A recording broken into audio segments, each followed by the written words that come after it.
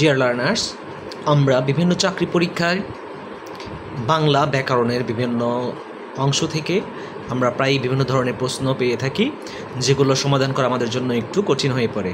তাই আমরা নতুন করে বিভিন্ন চাকরি পরীক্ষায় আসা বাংলা ব্যাকরণ থেকে আসা প্রশ্নগুলো, বিভিন্ন পার্টস থেকে, বিভিন্ন অধ্যায় থেকে যে প্রশ্নগুলো সচরাচর আসে সেগুলো নিয়ে আমরা ক্লাস দেওয়ার চেষ্টা করব। তারই ধারাবাহিকতায় আমরা প্রথম শুরু করছি ধ্বনিতে ও বর্ণ সম্পর্কিত অধ্যায় থেকে। প্রথমে আমরা জেনে নিই ধ্বনি জিনিসটা কি। আমরা মানুষ এবং আমরা কি করি, একে অপরের সাথে যোগাযোগ রক্ষা করার জন্য বাকযন্ত্রের সাহায্যে আমরা আওয়াজ উচ্চারণ করি, এবং সেই আওয়াজটা যদি অর্থপূর্ণ হয় তাহলে আমরা সেটা বুঝতে পারি। এখন সেটাকে যদি আমরা এইভাবে বলি যে কোনো বাকযন্ত্রের সাহায্যে উচ্চারিত আওয়াজকেই মূলত ধ্বনি বলে, তাহলে বাকযন্ত্র কি?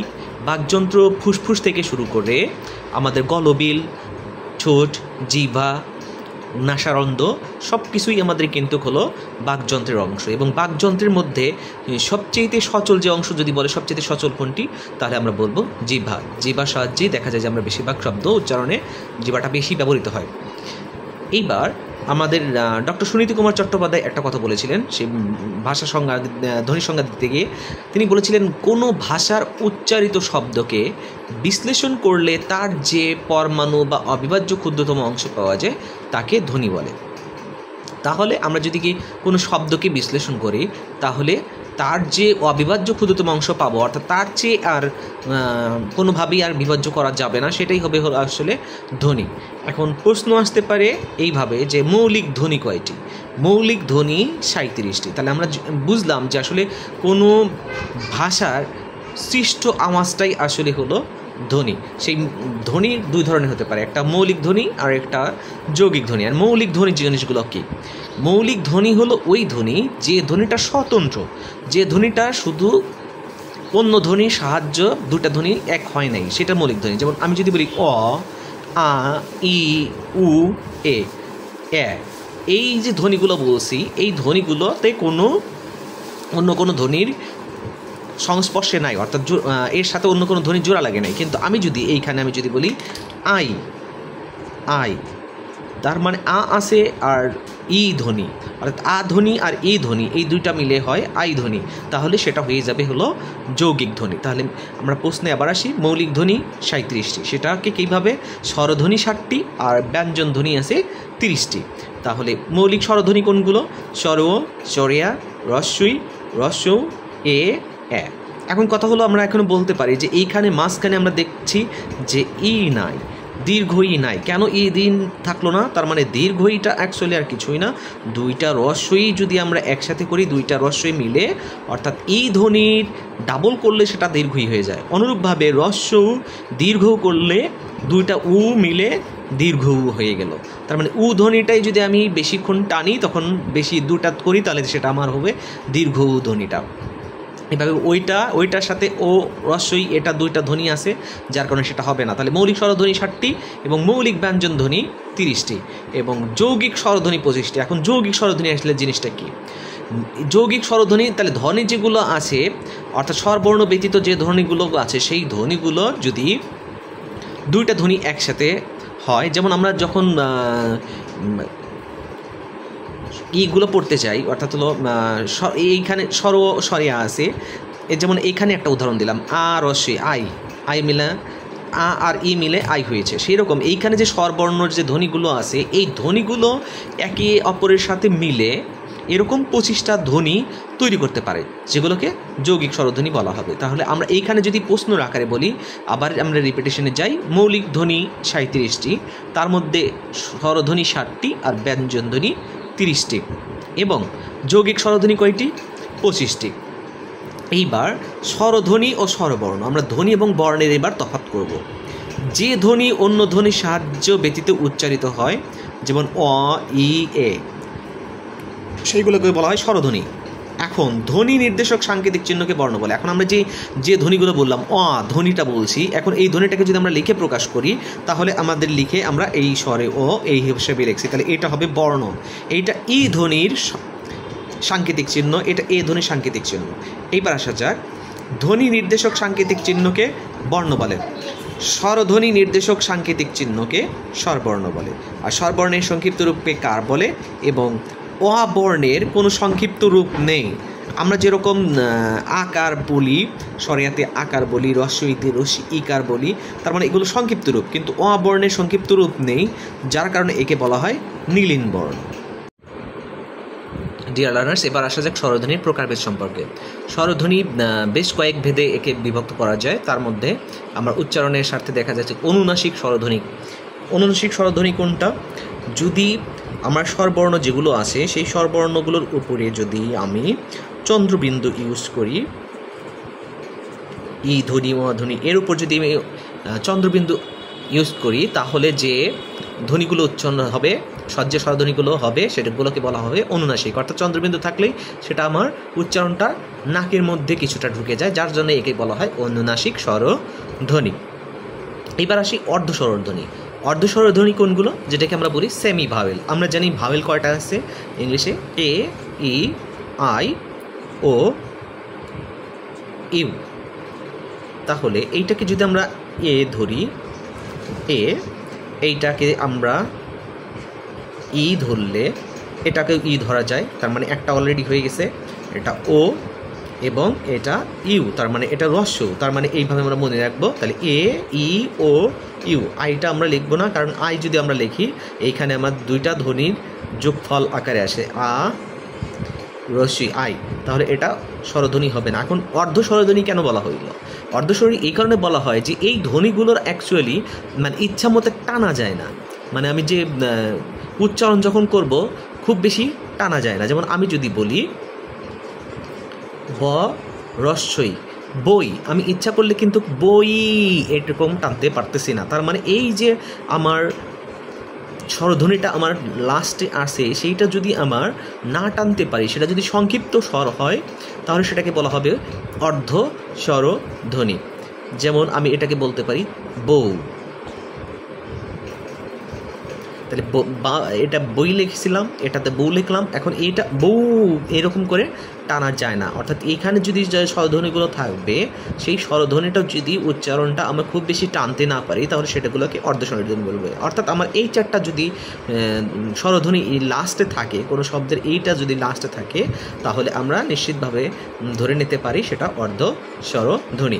এবার দ্বিস্বরধ্বনি কাকে বলে? যদি কোনো শব্দে পূর্ণ স্বরধ্বনি যেগুলো আছে, এখন পূর্ণ স্বরধ্বনি কোনটা? এ, ই, ও, ইউ, এই ব্যতীত, এই চারটা স্বরধ্বনি ব্যতীত বাকি যেগুলো আছে সেগুলোকে বলা হবে পূর্ণ স্বরধ্বনি, কারণ এগুলোকে টানা যায়। যেমন আমি এখানে আসতেছি, একটা শব্দ আছে লাউ। লাউ যদি আমরা বলি, লর সাথে কি আছে? আকার, তাহলে আ আছে, আর লাস্টে আছে ও, আউ, লাউ। তাহলে যদি আকার পূর্ণ স্বরধ্বনি আর একটা যদি অর্ধ স্বরধ্বনি যদি যোগ হয়, তাহলে সেটাকে বলা হবে দ্বিস্বরধ্বনি। বি এ, তার মানে ই ধ্বনি আছে যোগ এ ধ্বনি আছে, ই এ। তাহলে অর্ধ স্বরধ্বনি এবং পূর্ণ স্বরধ্বনি এইটা মিলে আমার হলো দ্বিস্বরধ্বনি। যেমন মু আ, তাহলে ওটা কিন্তু আমার হলো অর্ধ স্বরধ্বনি, আর আটা হচ্ছে আমার পূর্ণ স্বরধ্বনি। তাহলে দুইটা মিলে হয় দ্বিস্বরধ্বনি। এইবার আসা যাক উচ্চারণের কাল পরিমাণ অনুযায়ী স্বরধ্বনি কত করবো। অর্থাৎ আমরা কোনো একটা ধ্বনি কতক্ষণ পর্যন্ত উচ্চারণ করব, তার ভিত্তিতে আসলে স্বরধ্বনিগুলোকে দুই ভাগে ভাগ করা যায়। একটা হলো হ্রস্ব স্বর আর একটা হলো দীর্ঘ স্বর। হ্রস্ব স্বর কোনগুলো আছে? অ, ই, উ, রি। এই ধ্বনিগুলো আমরা যখন উচ্চারণ করি তখন ইচ্ছা মতে টানতে পারি না, উচ্চারণ করতে পারি না। অপরদিকে দীর্ঘ স্বর আছে 7টি, আমি ইচ্ছা করলেই সেগুলো আমি অনেকক্ষণ টানতে পারি। আ, ই, উ, এ, ওই, এই স্বরগুলো যা আছে এগুলোকে বলা হয় দীর্ঘ স্বরধ্বনি। ডিয়ার লার্নার্স, উচ্চারণ স্থান অনুযায়ী স্বরবর্ণের তালিকা থেকে এবার আমরা বর্ণগুলো মনে রাখার চেষ্টা করব। প্রথমে দুটি করে বর্ণ যদি আমরা নেই, অ, আ, উচ্চারণ স্থান হলো কণ্ঠ এবং উচ্চারণ অনুযায়ী বর্ণের নাম হবে কণ্ঠবর্ণ। হ্রস্বই এবং দীর্ঘ ই, সেটা উচ্চারণ স্থান হলো তালু থেকে এবং সেটাকে বলা হবে তালব্য বর্ণ। হ্রস্ব এবং দীর্ঘ উচ্চারিত স্থান ওষ্ঠ, অর্থাৎ যখন আমরা উ বর্ণ উচ্চারণ করি তখন আমাদের ঠোঁটে সাহায্য লাগে, সুতরাং এটাকে বলা হবে ওষ্ঠবর্ণ। রি, রি বর্ণটাকে আমরা মনে রাখবো, কারণ রির পরে যদি কোনো দন্ত ন হয় সেটা কি হয়ে যায়, মূর্ধন্য। তাহলে সেই হিসেবে আমরা লিখব রি বর্ণটার উচ্চারণ স্থান মূর্ধা এবং এর উচ্চারণ অনুযায়ী নাম হবে মূর্ধন্য বর্ণ। এ ওই দুটা বর্ণ কণ্ঠ ও তালুর সাহায্য লাগে, সেজন্য একে বলা হয় কণ্ঠতালব্য বর্ণ। অপরদিকে ও ওই কণ্ঠ আর ওষ্ঠ লাগে, সেজন্য একে বলা হয় কণ্ঠস্থ বর্ণ। আরেকটা জিনিস আমরা খেয়াল রাখবো যে যৌগিক স্বরজ্ঞাপক বর্ণ আছে দুটি। যৌগিক স্বরজ্ঞাপক বর্ণ দুটি কেন, যে এর মধ্যে দুটি স্বরবর্ণের সাহায্যে এই বর্ণগুলো হয়। যেমন ওই যদি আমরা লিখি ও যোগ রস্বই ওই, আবার ও, ও যোগ রস্বৌ ও, তাহলে আমরা এই দুটি বর্ণ যদি আমরা বিশ্লেষণ করলি তাহলে দেখা যাবে যে দুটি আমার স্বরধ্বনি আছে। দুটি স্বরধ্বনি মিলে যদি একটি স্বরধ্বনি তৈরি করে তাহলে সেটাকে বলা হবে যৌগিক স্বরজ্ঞাপক বর্ণ। তাহলে যৌগিক স্বরজ্ঞাপক বর্ণ আছে আমার দুটি। ডিয়ার লার্নার্স, এবার আসা যাক ধ্বনি এবং বর্ণ সম্পর্কিত আপনাদের যে সমস্যাগুলো আমরা এর আগে সমাধান করেছি বা যে তত্ত্বগুলো আপনাদের দিয়েছি সেই আলোকে কিছু প্রশ্নের সম্মুখীন হই আমরা। প্রথম প্রশ্নটা হলো মৌলিক ধ্বনির সংখ্যা কতটি? আমি কিন্তু বলিনি স্বরধ্বনি কিংবা ব্যঞ্জনধ্বনি, আমি সরাসরি বলেছি মৌলিক ধ্বনি কতটি। তাহলে আমরা জানি সেটা 7টা নয়, 30টা নয়, 37টা নয়, এই 37টা মোট মৌলিক ধ্বনি 37টি। তার মধ্যে স্বরধ্বনিটা হলো 7টা এবং ব্যঞ্জনধ্বনি হলো 30টা। 7 আর 30 মিলে 37, মোট হলো ধ্বনির সংখ্যা, মৌলিক ধ্বনির সংখ্যা। বাংলা ভাষায় মৌলিক স্বরধ্বনির সংখ্যা কত? তাহলে আমরা আগেই বলে দিয়েছি কত কত হবে। তাহলে এখানে আছে 7, সুতরাং এইটা হবে 7। এইবার আসা যাক আপনাদের জন্য দেওয়া হলো মূল স্বরধ্বনি কোনটি? মূল স্বরধ্বনি কোনটি ভাবেন একবার, মূল স্বরধ্বনি কোনটি? তাহলে অ আছে, ক, চ, ত। তো এই যেহেতু এইগুলো কর সাথে ও আসতেছে, চর সাথে ও আসতেছে, তর সাথে ও আসতেছে, এইগুলো তাহলে মূল স্বরধ্বনি না, কারণ আমরা জানি স্বরধ্বনি কোনটা, অটা হলো স্বরধ্বনি। ওকে, বাংলা বর্ণমালায় যৌগিক স্বরবর্ণ কয়টি? বাংলা বর্ণমালায় যৌগিক স্বরবর্ণ, আমাদের কিন্তু ফোকাস করতে হবে এই জায়গায়, যৌগিক, তারপরে কি আছে স্বরবর্ণ, অর্থাৎ যে স্বরবর্ণ দুটির মধ্যে, যে স্বরবর্ণের মধ্যে দুটি আমরা ধ্বনি পাবো। তাহলে সেরকম আমরা পাচ্ছি দুটি বর্ণ কি কি, সেটা পাচ্ছি একটা ওই আর একটা পাচ্ছি ওই আর একটা পাইছি ও, এই দুইটা। তার মানে এইখানে হবে হলো বাংলা বর্ণমালায় যৌগিক স্বরবর্ণ দুটি। এবার আসা যাক নিচের কোনটি দ্বিস্বরধ্বনি? দ্বিস্বরধ্বনি মানে কি বলছি আমরা, যে একটি পূর্ণ স্বরধ্বনি থাকবে এবং একটি অর্ধস্বরধ্বনি থাকবে।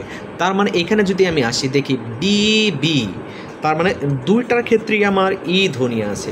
তাহলে এই ধ্বনিটা আমার অর্ধ স্বরধ্বনি, যেগুলো আমরা কি ভাওয়েল হিসেবে বলেছিলাম, ই ধ্বনি আছে, সুতরাং এখানে পূর্ণ স্বরধ্বনি নাই, তাহলে এটা হবে না।